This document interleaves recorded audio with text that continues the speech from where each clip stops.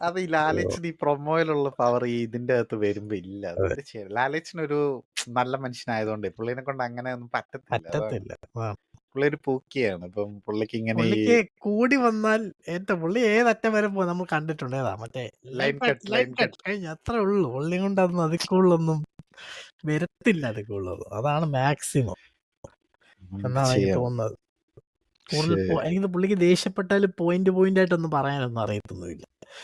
ദേഷ്യം വരണമെങ്കിൽ അതല്ല ദേഷ്യം വരും. പക്ഷെ പറയാനൊന്നും അറിഞ്ഞൂടാ. അവര് മൈക്കിൽ കൂടെ പറഞ്ഞു കൊടുക്കണം. മറ്റേ ചെവി കൂടെ അത് എന്ത് വല്ലോം പറയണമെന്ന്. കണ്ടാലല്ലേ. ലാലേച്ചൻ ഇപ്പൊ അതാ പറഞ്ഞെ. കാണുന്നുണ്ടെന്നൊക്കെയാണ് ലാലേച്ചൻ പറയുന്നത്. പക്ഷെ 24 മണിക്കൂറൊന്നും കണ്ടോണ്ടിരിക്കാൻ സമയമില്ല. ആരെ കൊണ്ട് പറ്റും. ലാലേച്ചന് തീരെ ഉണ്ടാവില്ല. അതെ. എപ്പിസോഡ് തന്നെ കാണാൻ നേരം നമുക്ക് കാണത്തില്ല. തന്നെ പിന്നെ സമയമില്ല. അപ്പോഴാ പിന്നെ ലാലീച്ചന്റെ കാര്യം പറയണം. ഞാൻ അറിയുന്നത് ഈ വിജയ് സേതുപതി കഴിഞ്ഞ് ഇതിന്റെ അകത്ത് ചെയ്ത പോലെ ഒരു ടീമിനെ പ്രോപ്പറായിട്ട് പുള്ളി വെക്കണം. ലൈവ് കാണാനും പുള്ളിനെ കറക്റ്റ് ആയിട്ട് കാര്യങ്ങൾ അപ്ഡേറ്റ് ചെയ്യാനും. അങ്ങനെയാണ് പുള്ളിക്ക് കുറച്ചുകൂടെ നല്ലതായിരിക്കും.